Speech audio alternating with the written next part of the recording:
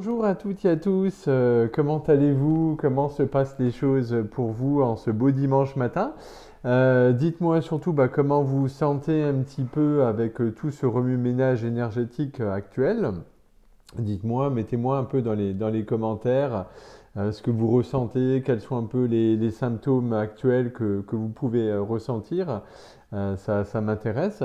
Je viens vous parler aujourd'hui de deux grands événements importants, extrêmement forts, qui vont avoir lieu pas plus loin que demain.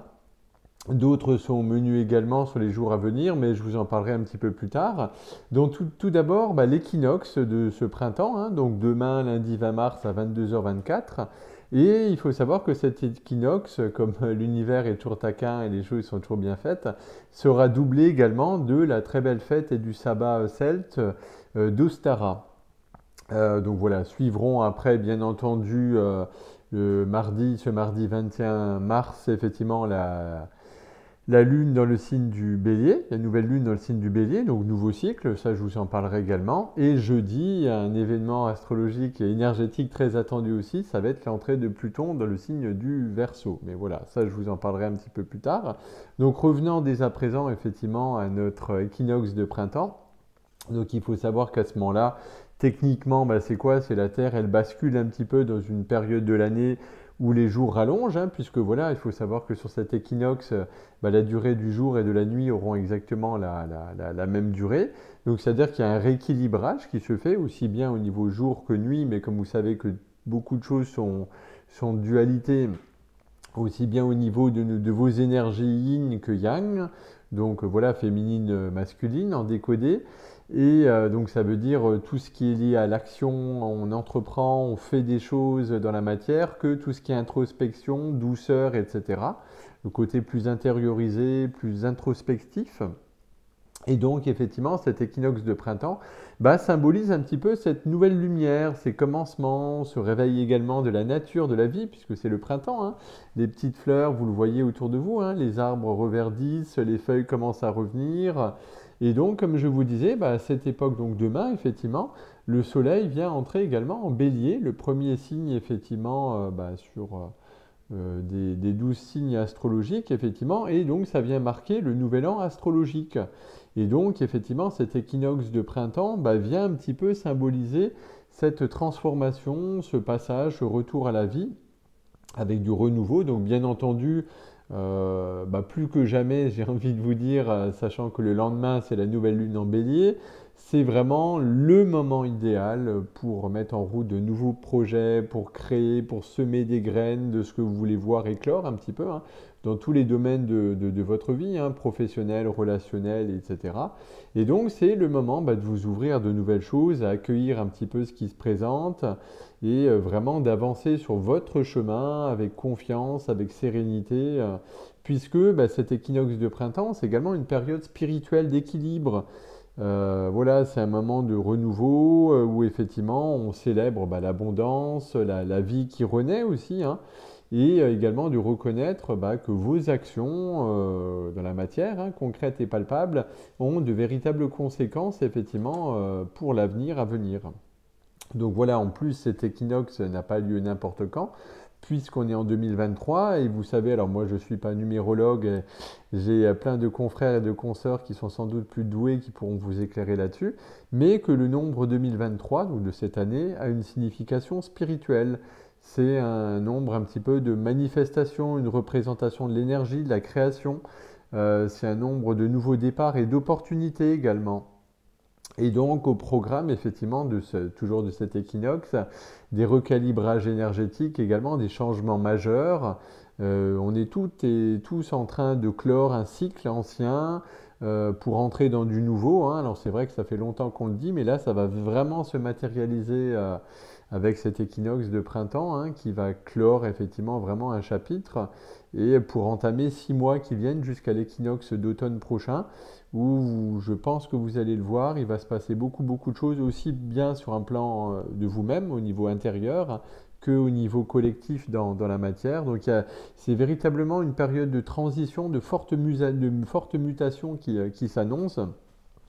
Donc bien entendu, effectivement, ça vous êtes poussé à faire du ménage, à lâcher ce qui est lourd, ce qui est inconfortable pour vous, à vous détacher également de tout ce qui ne vous convient plus, hein, vous délester de l'inutile, effectivement, et vraiment aussi faire un bilan peut-être en conscience de ce que vous avez mis en place, puisque ça fait le lien aussi avec le dernier portail d'équinoxe du 23 septembre dernier, effectivement, puisqu'il y a toujours des liens, des passerelles hein, énergétiques et spirituelles, effectivement, entre les choses.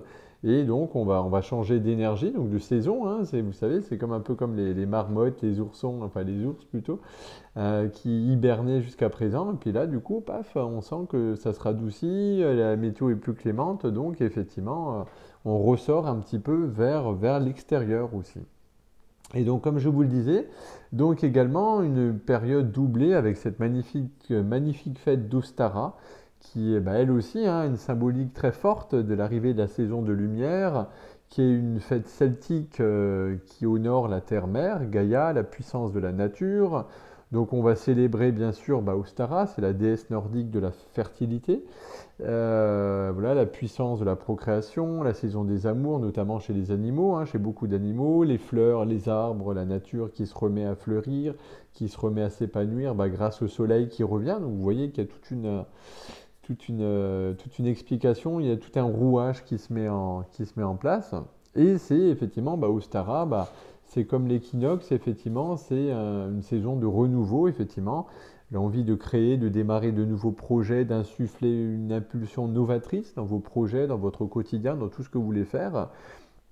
Et donc, voilà, c'est également bah, que vous plantiez de nouvelles graines, hein, un peu comme les paysans à l'époque ou voilà, les agriculteurs actuellement, qui vont commencer à replanter des semis, des graines, etc.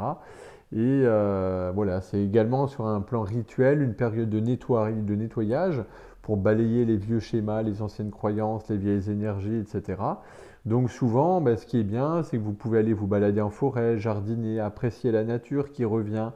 Voilà, pour celles et ceux que ça intéresse, vous pouvez consacrer un petit hôtel avec un bol d'eau, des pétales de fleurs de saison, voilà, que vous allez cueillir en conscience, hein, en demandant si vous pouvez les cueillir.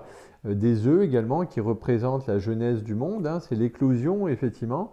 La couleur jaune, bah, c'est le dieu soleil également, hein, ça fait référence à la couleur du soleil, et le blanc à la déesse mère. Donc voilà, décoré avec des couleurs actuelles. Donc souvent, en termes de symboles d'Ostara, bah, les couleurs, c'est tout ce qui est lié au vert, au rose, au bleu.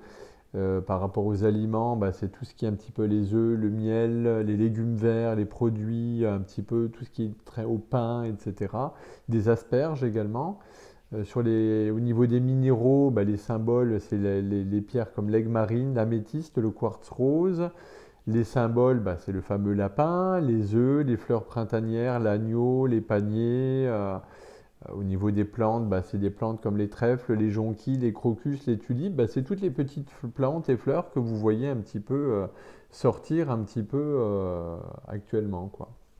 Et donc quelques idées également pour vous permettre peut-être de fêter un peu plus en conscience au Stara, bah, c'est de faire une promenade dans la nature, hein, encore et toujours, hein, comme d'habitude, à observer les changements de saison, l'herbe verte, les feuilles qui arrivent, l'activité des animaux également. Puisque vous le savez, hein, souvent on le dit, on est beaucoup à le dire, d'aller dans la nature, d'être bien, etc.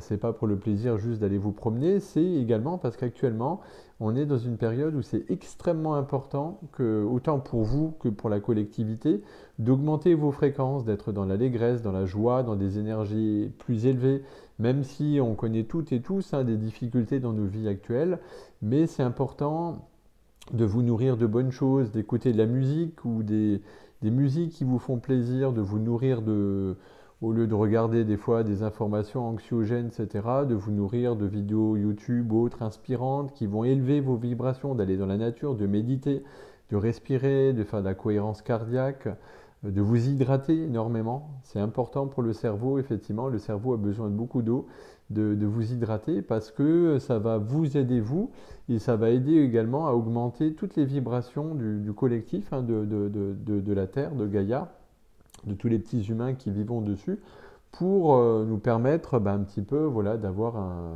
plus d'énergie, des meilleures énergies, de joie, d'amour, voilà. Et ça, c'est extrêmement, extrêmement important. On est nombreuses et nombreux à en parler, quoi. Voilà un petit peu ce que je pouvais vous dire sans trop vous prendre de votre temps sur cet équinoxe de printemps hein, de demain avec cette fête, cette très belle fête d'Ostara. Donc je reviendrai vers vous bien entendu pour vous parler aussi de la nouvelle lune en bélier et puis de notre ami Pluton en Verseau. Mais déjà, voilà, accueillez en conscience, profitez de ces belles énergies de printemps qui arrivent. C'est super important, voilà, accueillez, décorez, allez dans la nature, même s'il ne fait pas très beau. Parce que moi, par chez moi, dans le sud de la France, il fait gris. Mais on a besoin d'un peu d'eau aussi, c'est important aussi, hein, l'eau c'est la vie.